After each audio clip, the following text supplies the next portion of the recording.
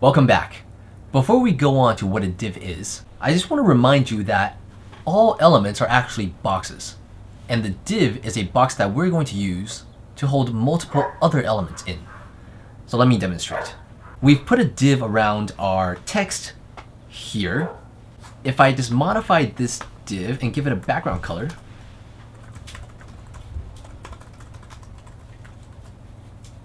you can see that this div really is just a box that holds all of these elements together. So when I modify my div, I modify this entire box. So let's go along with our original plan of putting it right next to the cat. We'll give it a display inline block and refresh the page. As you can see, it's now right next to the cat.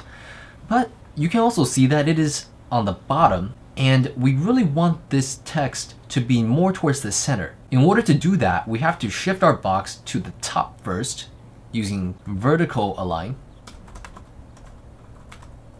top. And then we'll just push it down. Now let's say we go with the padding top 100 pixels and refresh.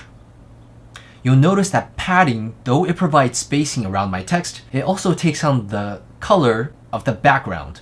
So to avoid that, we'll use margin top, which does the same thing but does not take on the color of the background.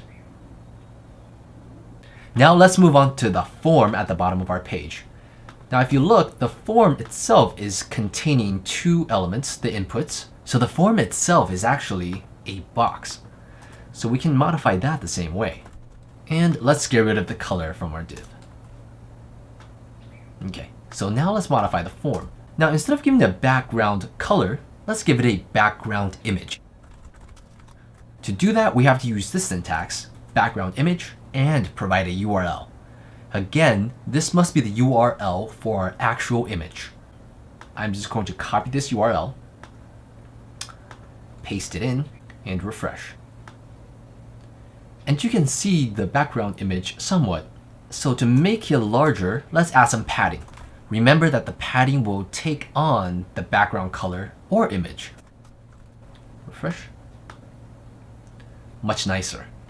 Notice though that our image looks much nicer down here, and we really want to capture that part. So to do that, we'll have to reposition our background image. And also, if I stretch this out wide enough, you can see that the background starts to repeat itself. So to fix this, we first have to make the background image stretch out so that it covers the whole div. So let's give it a background size of cover. If I refresh now, I can stretch this out, and as you can see, the image will shift so that it stretches out and fill my entire element.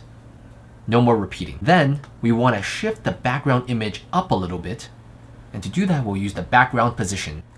And by giving it a center, which is center from the top and then center from the left, we capture the nice part of our background.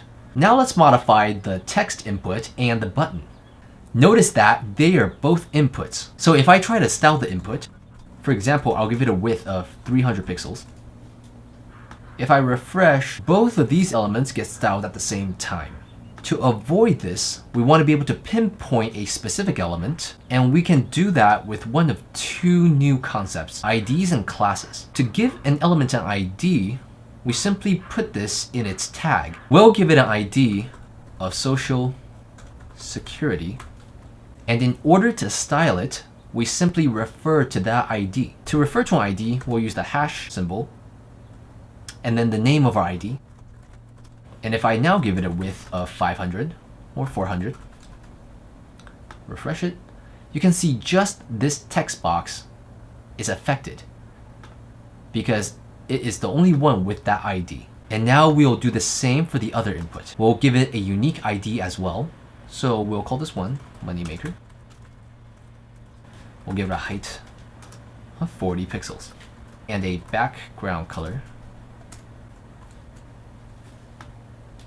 As you can see, this only affects the button.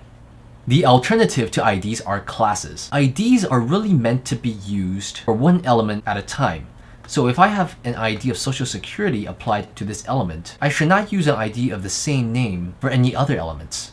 This is because IDs are necessary for JavaScript, which we'll get into later on. It's important that they are unique, whereas classes, on the other hand, can be defined for multiple elements. So for example, if I give this p tag a class of my class, and I give this a my class, then I can style both of them at the same time by modifying that class.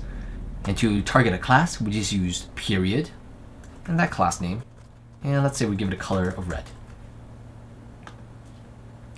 As you can see, every element with the myClass class are modified the same way. Let's continue with modifying our inputs. We have a width of 20 pixels, but to show you what percentages does, we'll do 40%. Next, we'll give it a height of 40 pixels. And to get rid of the border, it's hard to see, but it's there. We'll simply give it a border of 0 pixels. Much better. Now, with the 40%, this width will be 40% of its container. So in this case, this input is contained within the form. And since the form takes up the full width of the screen, my input is going to be 40% of this window. If I stretch it out, my input will stretch with it. Okay? To continue, let's fix our button some more. After we've given it a height and a background color, let's change the text color to white. Give it a font size so it's larger of 15 pixels. See what that looks like. Better. Finally, we're going to give it a border of 0 to get rid of the border. Then we'll introduce a border radius, which adds a curve to the edges of our button. Notice that the button is very square and blocky. Adding a border radius will curve the edges, and we'll simply give it 5 pixels. Perfect. So as you can see, our website is looking much better. So one last simple thing we're going to do is modify our body. Because as you can see at the sides here, we have a little spacing.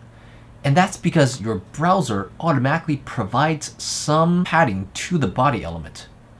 In order to get rid of that, we simply give the body padding of 0 and a margin of 0. Then, since we don't want our header to be fully stretched across the screen, we'll simply give it a margin left and a margin right. Much better. So that's it for this video. In our next tutorial, I'm going to show you how to make multiple pages for your website and to be able to jump between them. See you next time.